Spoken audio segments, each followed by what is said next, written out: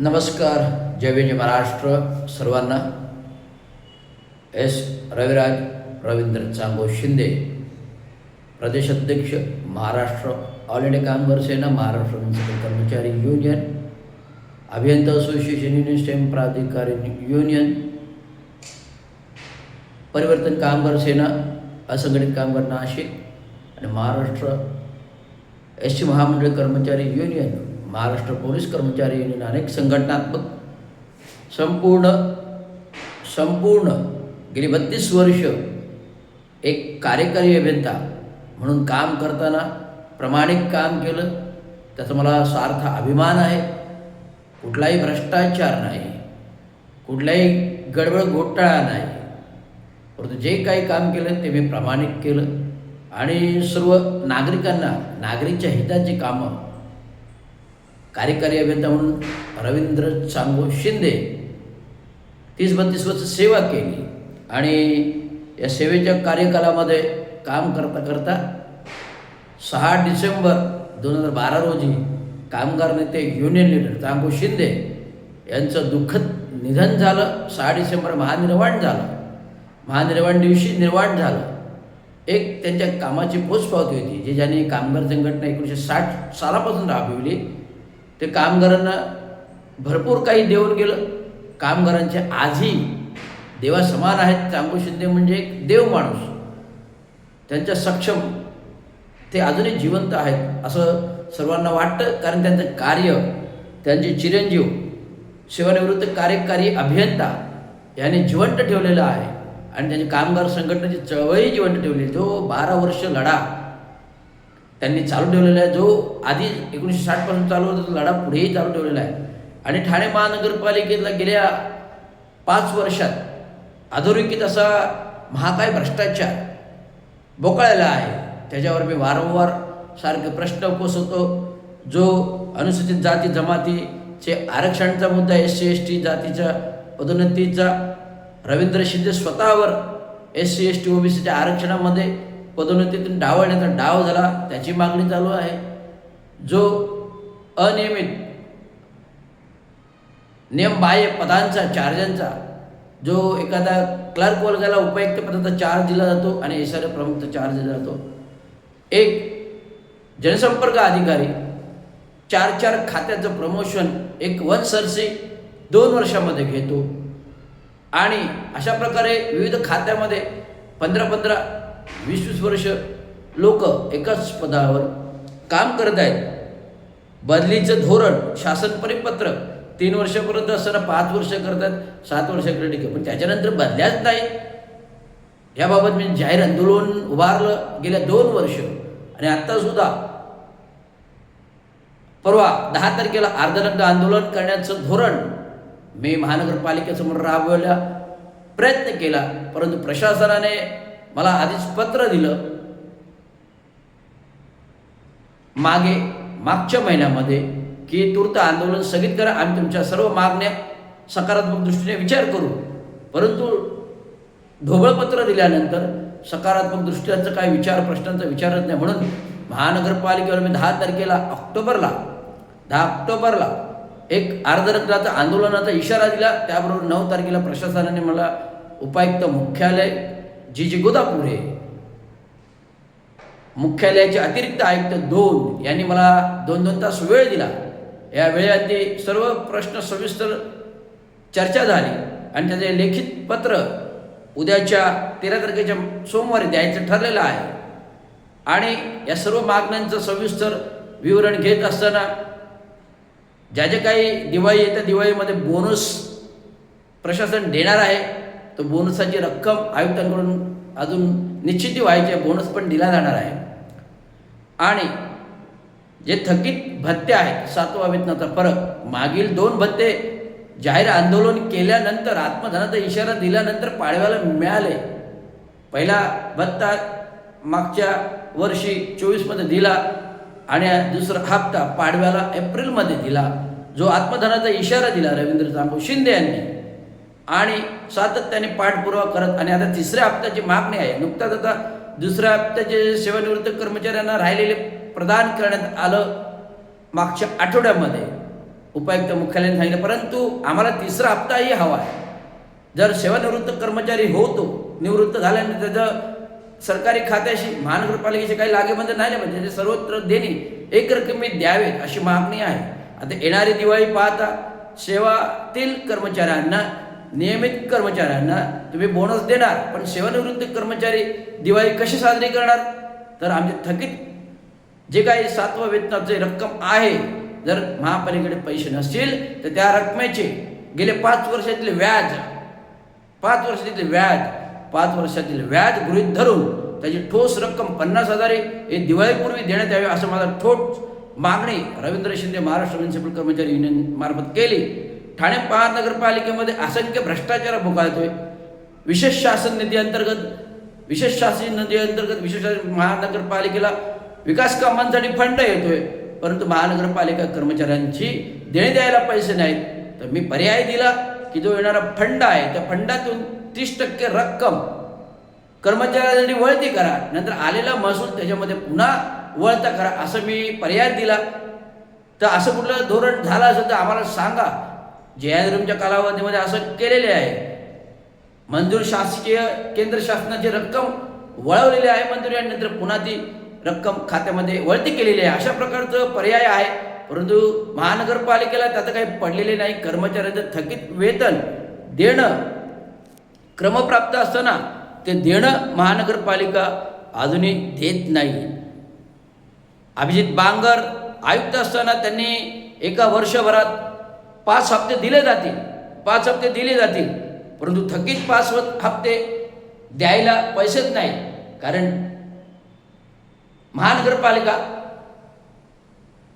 ही आर्थिक बेकार झाली. कारण ठाणे महानगरपालिकेचे लोकनेते जे स्वतःला समजतात पालकमंत्री राहिलेले आहेत, नगरविकास मंत्री राहिलेले आहेत, उपमुख्यमंत्री राहिलेले आहेत, आणि आता मागे 2.5 वर्षामध्ये मुख्यमंत्री राहिलेले आहेत. असंख्य भ्रष्टाचार करून स्वतःच्या विकास कामांसाठी कोविडमध्ये असंख्य भ्रष्टाचार झाला. मुंबई महानगरपालिकेच्या चौकशी झाली, अधिकाऱ्यांच्या बदल्या झाल्या, परंतु ठाणे महानगरपालिकेचे कोविड कालावधीमध्ये असंख्य भ्रष्टाचार लुटली. माननीय जे शिवसेनेचे ठाणे महानगरपालिकेचे महापौर होते, कोविड कालावधीमध्ये असंख्य महानगरपालिका त्यांच्या स्वतःच्या कंपन्यांनी लुटली, त्यांची कुठली चौकशी केली नाही. कारण मुख्यमंत्री एकनाथरावजी शिंदे होते. एकनाथरावजी शिंदेचं नाव, स्वतःचं गाव करून ठेकेदारीवर पैसे कमवले. स्वतःच ठेकेदार, स्वतःच महापौर, स्वतःच नगरसेवक अशा प्रकारे केले. आणि आता खासदार असून सुद्धा ठाणे महानगर प्रचंड भ्रष्टाचार, महानगरपालिका भिकारी झाली. कर्मचाऱ्यांना द्यायला पैसे नाहीत, असंख्य भ्रष्टाचार भोगाळला. 350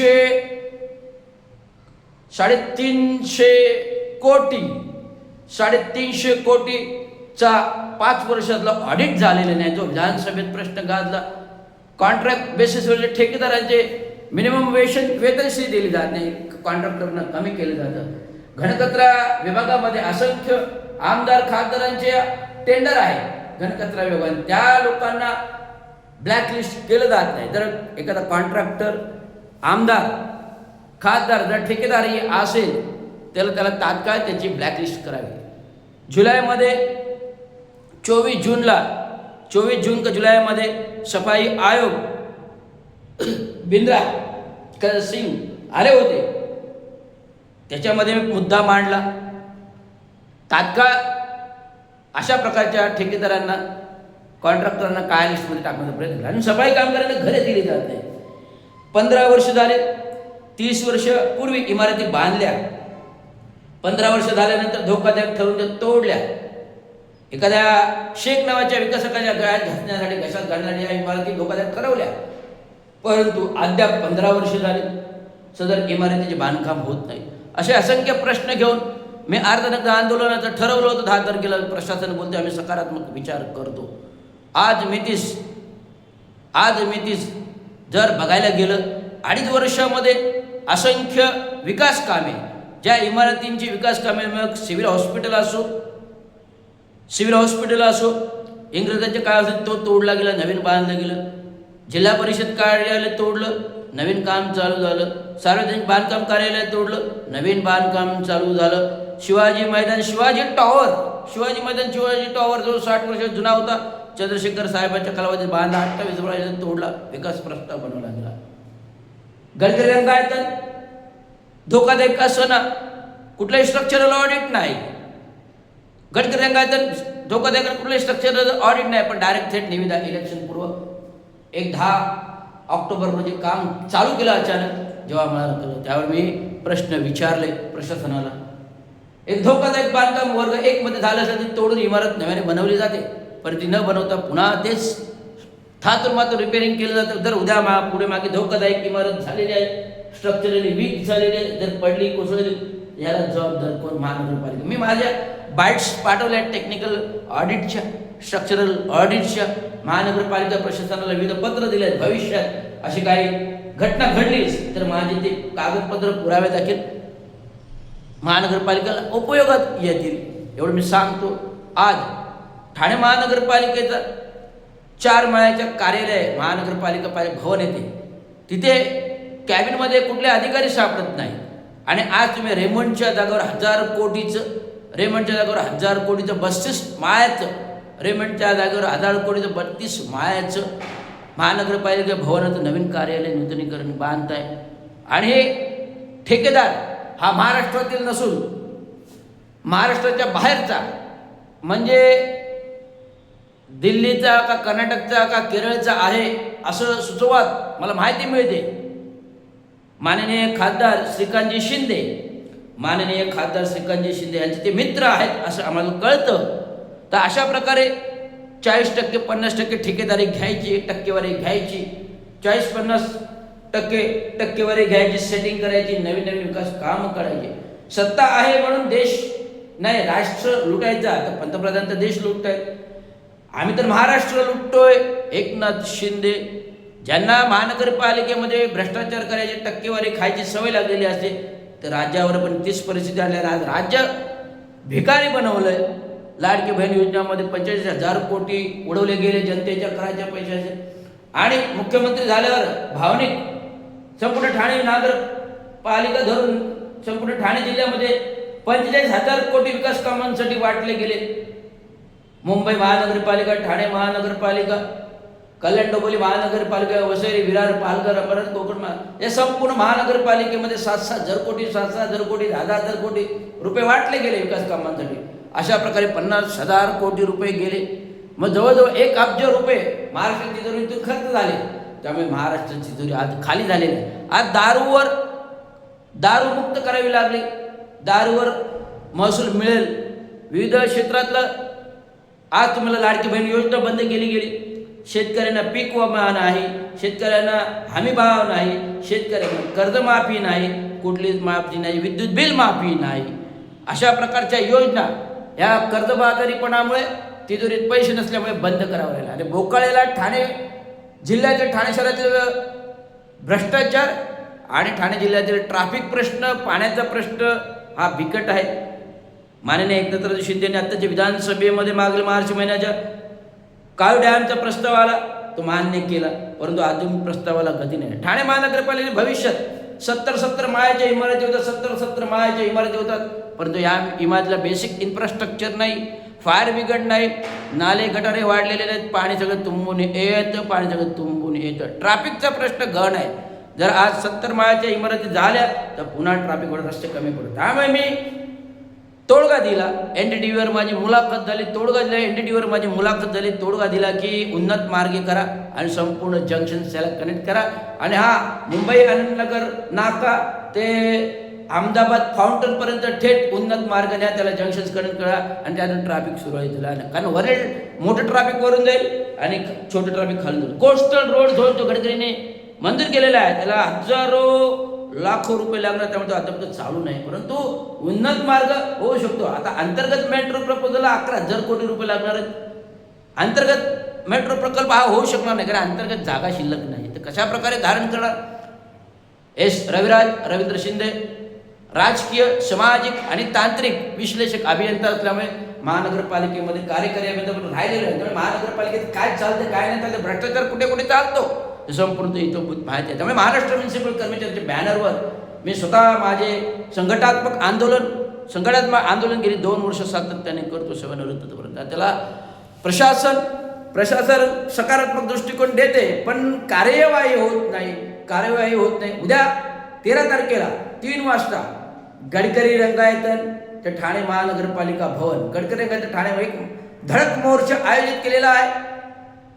शिवसेना उद्धव बाळासाहेब ठाकरे, महाराष्ट्र नवनिर्माण सेना आणि राष्ट्रवादी काँग्रेस पक्ष, शरद पवार गटच्या वतीने आणि कामगार संघटना महाराष्ट्र म्युनिसिपल कर्मचारी युनियन यासोबत महाविकास आघाडीबरोबर असणार आहे. या मोर्चामध्ये सहभागी होणार आहे. त्यावेळी सर्व लोकांना निवेदन करण्याचे उद्याच्या धडक मोर्चामध्ये सामील या आणि दाखवून द्या की ठाणे जिल्ह्यात, ठाणे महानगरपालिका क्षेत्रात केवढा मोठा भ्रष्टाचार चालू आहे तो मिटून काढण्यासाठी येणाऱ्या उद्याच्या धडक मोर्चामध्ये सामील व्हा. उद्याच्या धडक मोर्चामध्ये सिंहासन खाली करो, जनता आई है.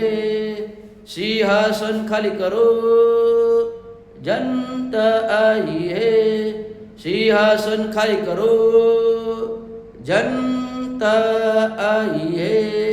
सिंहासन खाली करो, जनता आई है. धन्यवाद. जय भीम, जय महाराष्ट्र, जय हिंद, भारत.